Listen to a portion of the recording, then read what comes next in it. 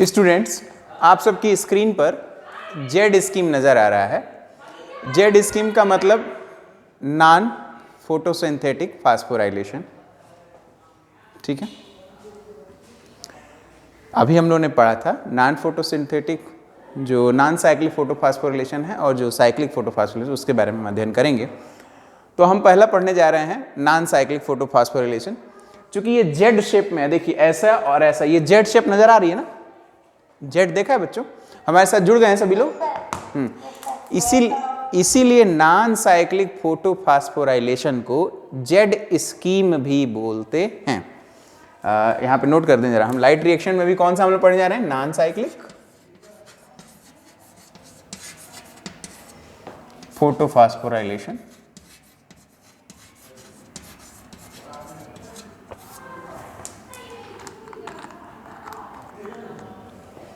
Photophosphorylation, ठीक है।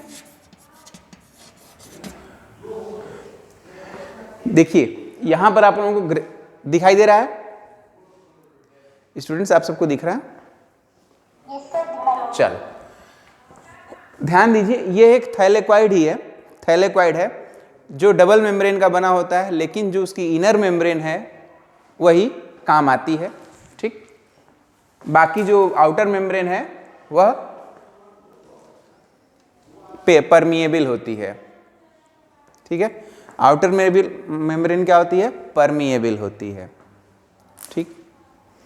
तो हम इनर मेम्ब्रेन पे दो चीजें, यहां दो फोटो सिस्टम पाए जाते हैं, दो फोटो सिस्टम फोटोसिंथेसिस में रिपोर्ट किए गए हैं।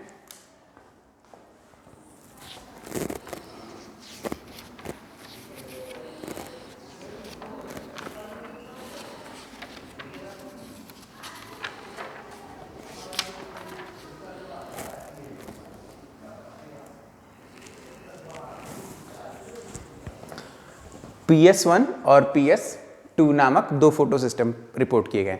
यह कैसे पता चला कि दो फोटो सिस्टम होंगे? इसलिए ऐसे पता चला, एक साइंटिस्ट है हमारे, एक मिनट बच्चों, साइंटिस्ट थे इमर्जन, यस इमर्जन, नाम कंफ्यूजिंग हो रहा था। इमर्जन नामक एक साइंटिस्ट थे, इमर्जन, उन्होंने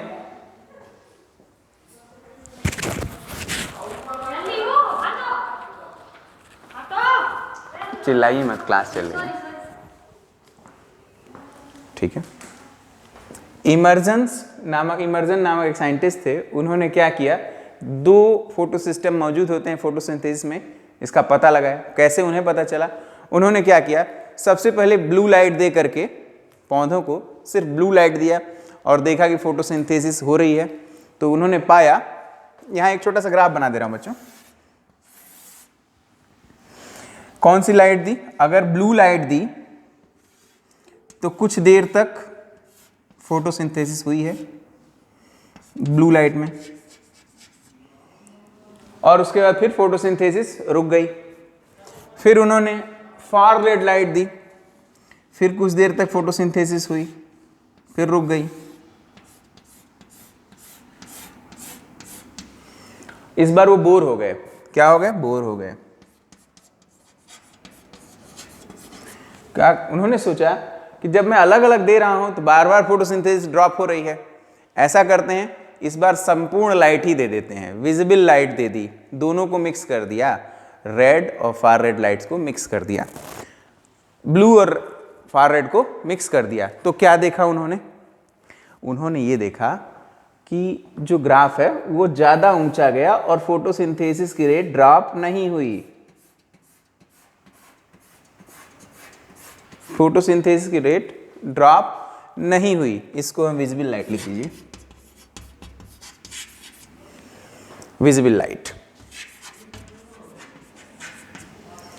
तो रेड लाइट देने से, ब्लू लाइट देने के बाद कुछ देर में घट गई, फिर रेड दिया तो भी घट गई, फार रेड दिया तो भी घट गई, लेकिन जब विजिबल लाइट सबका मिक्सर दे दिया तो घट नहीं रही थी। इसी को कहते हैं emergence red drop effect, red drop effect, ठीक। तो उन्होंने इससे क्या निष्कर्ष निकला? इससे निष्कर्ष निकला कि वहाँ दो फोटो सिस्टम काम कर रहे हैं, एक पर्टिकुलर के लिए, दूसरा दूसरे के लिए। जब हम दोनों की मिक्स देते हैं तो दोनों साथ साथ काम करते हैं और कंटिन्यूअस फोटोसिंथेसिस की रेट हमें प्राप्त होती रहती है। ठीक है, अब ये समझ में आ गया इमर्जन रेड ड्रॉप इफेक्ट। हटा दें इसे। अब यहाँ स्ट्रक्चर पे ध्यान दीजिएगा, ये स्ट्रक्चर पे ध्यान दीजिएगा बच्चों। हुआ ये, inner membrane of the thylakoid पर फोटो सिस्टम 1 साइटोक्रोम B6F और फोटो सिस्टम 2, दो फोटो सिस्टम पाए जाते हैं, अटैच रहते हैं। और जो भी केमिकल फार्म हो रहा है वो कहाँ बाहर की तरफ स्ट्रोमा में फार्म हो रहा है, लिक्विड में फार्म हो रहा है। यहाँ देखिए, यहाँ प्रक्रिया हुई लेकिन फार्म कहाँ हुआ? बाहर। यहाँ ADP IP जोड़े, यहाँ पर पंप करके इसे बाहर कर दिया गया। ये सारा कुछ कहाँ हो रहा है? स्ट्रोमा में। कई बार CSIR से इसमें क्वेश्चन आते हैं कि NADPH कहाँ बनता है, थाइलेकोइड में बनता है कि स्ट्रोमा में बनता है? आप लोगों से जैसे ही पूछा जाए कि NADPH या ATP कहाँ बनेगा, आप लोग बताएंगे कि क्लोरोप्लास्ट के स्ट्रोमा वाले हिस्से में बनता है, ना कि थाइलेकोइड वाले हिस्से में। तो थाइलेकोइड वाले हिस्से में होता क्या है?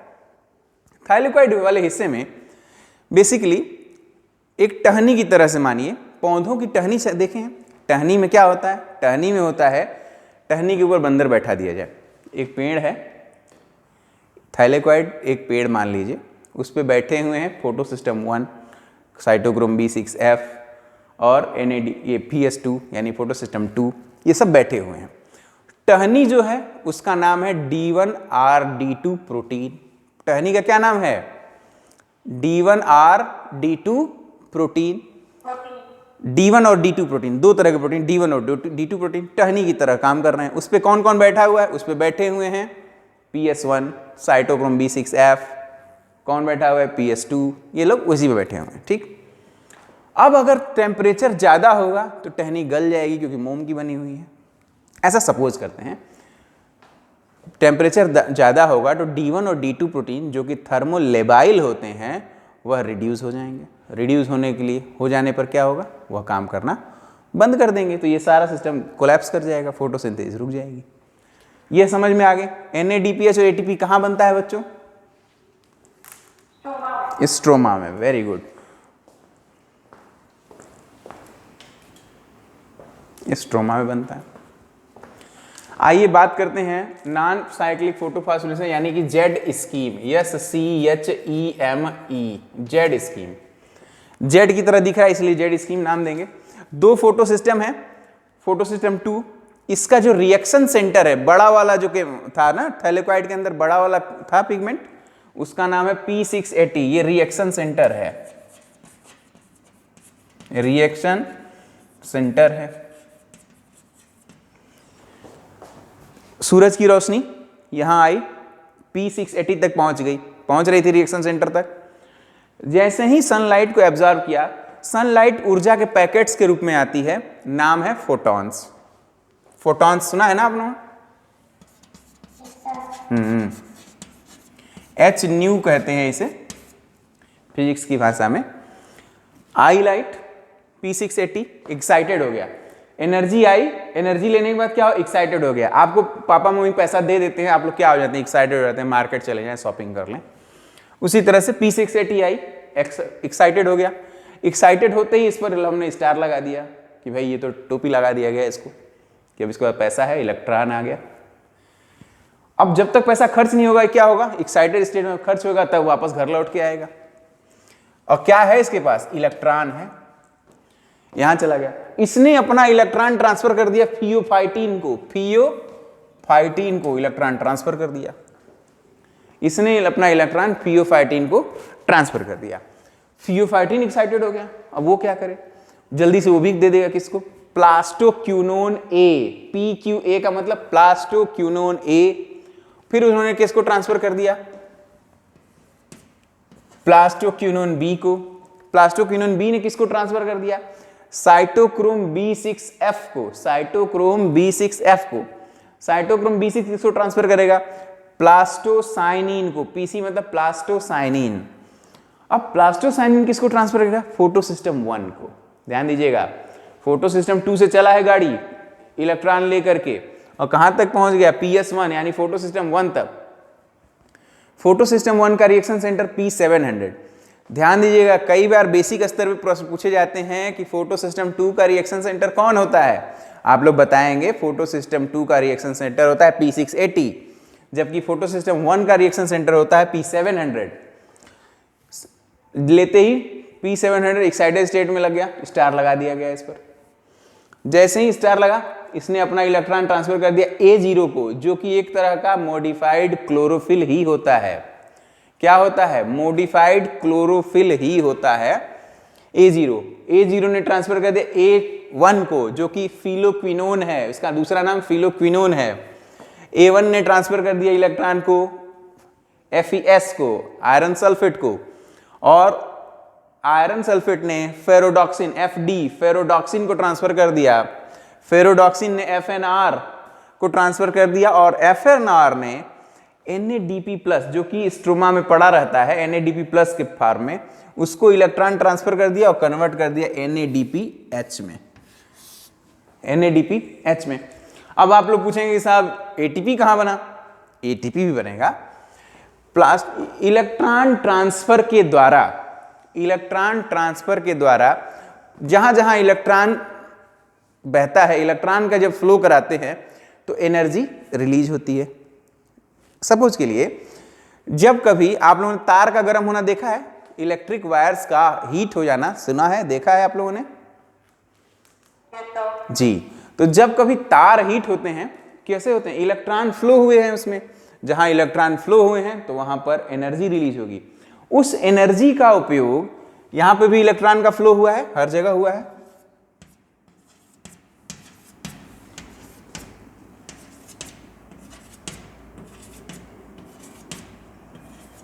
ठीक, इलेक्ट्रॉन का फ्लो हर जगह हुआ है, यहां पर भी। अब इस एनर्जी का उपयोग प्रोटॉन को अगेंस्ट द ग्रेडियंट ले आने के लिए किया जाता है। इसका क्या मतलब है against the gradient?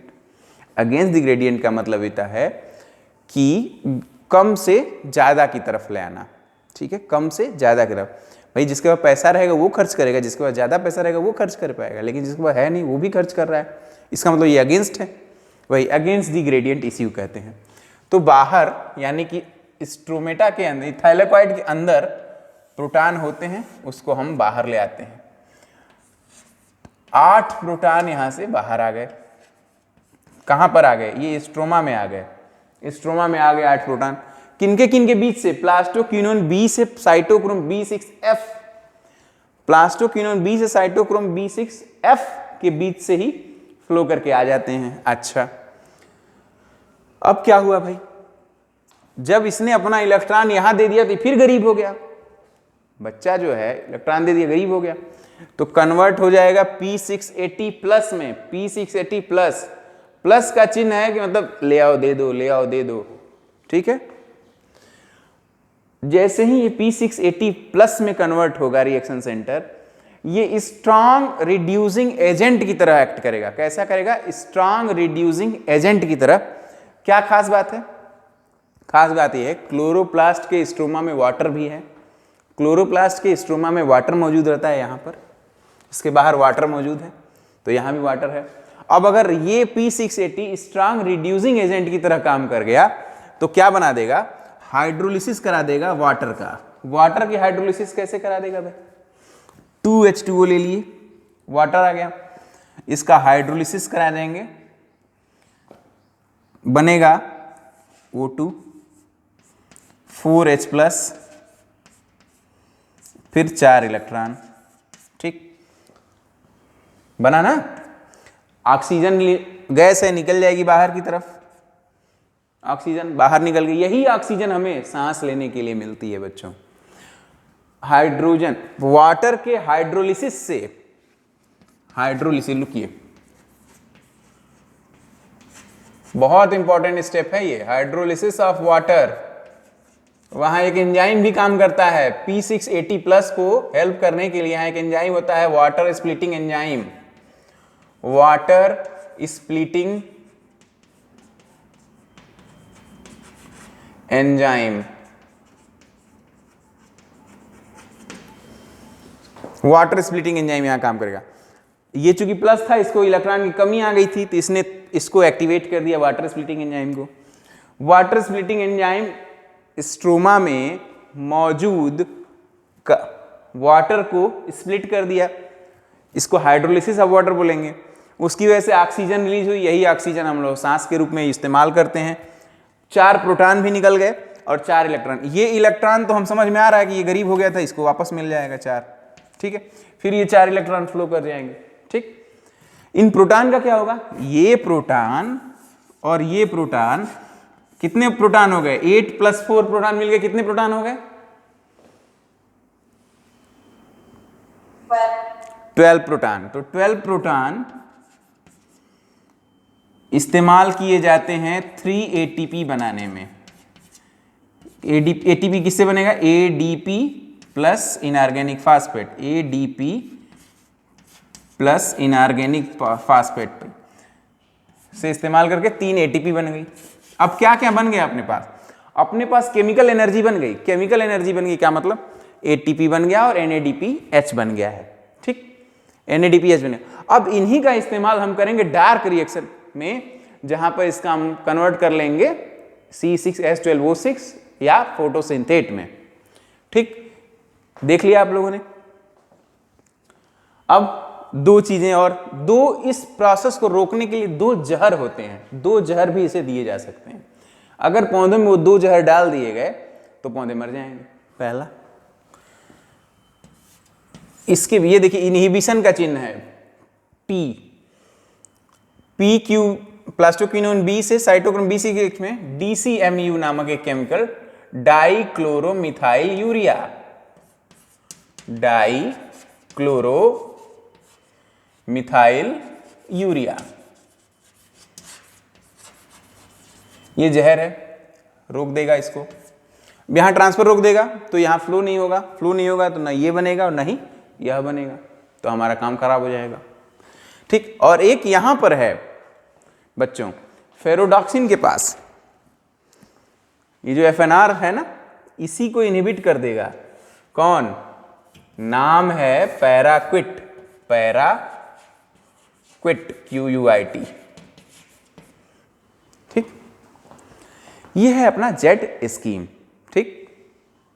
Z scheme यानी नॉन साइक्लिक फोटोफॉस्फोराइलेशन। लेकिन सपोज करिए कि टेम्परेचर बहुत ज्यादा हो गया, यह समझ में आया है आप लोगों को?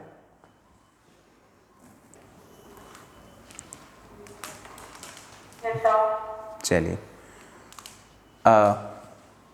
देखिए, नॉन साइक्लिक फोटोफॉस्फोरिलेशन में तो ये ठीक है, चलिए ठीक, नॉर्मल टेम्परेचर था, को टेम्परेचर बहुत ज़्यादा नहीं था तो स्टोमेटा खुले हुए थे, प्रक्रिया हो गई, ठीक। अभी ऐसा हो सकता है कि सिर्फ और सिर्फ टेम्परेचर बहुत ज़्यादा हो जाए तो क्या होगा, टेम्परेचर बहुत ज़्यादा होगा तो जो डाल है D1 और D2 प्रोटीन जिस पर P680 और फियोफाइटिन टिके हुए हैं, बैठे हुए हैं, वो थर्मोलेबाइल होता है। D1 और D2 प्रोटीन, D1/D2 प्रोटीन वो क्या होगा, वो थर्मोलेबाइल होता है बच्चों। थर्मोलेबाइल का मतलब ज्यादा गर्मी हुई तो नष्ट हो जाएगा, थर्मोलेबाइल होता है। अब अगर वो नष्ट हो गया तो क्या होगा, नष्ट हो जाएगा तो ये सब नीचे गिर जाएंगे, ये नीचे गिर जाएंगे तो ये सारी प्रक्रिया बंद हो जाएगी, सारी प्रक्रिया बंद हो जाएगी।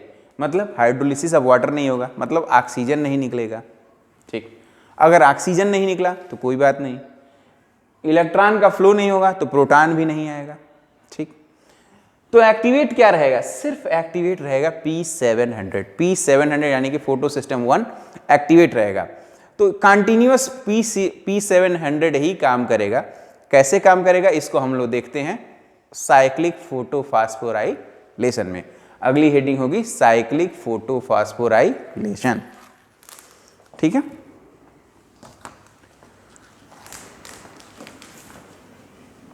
बस इससे आज के लिए बस इतना ही करते हैं, ठीक है। आप लोग अभी बहुत कम लोग जुड़े हुए हैं तो अगली क्लास कक्षा में देखते हैं। Thanks for joining us students.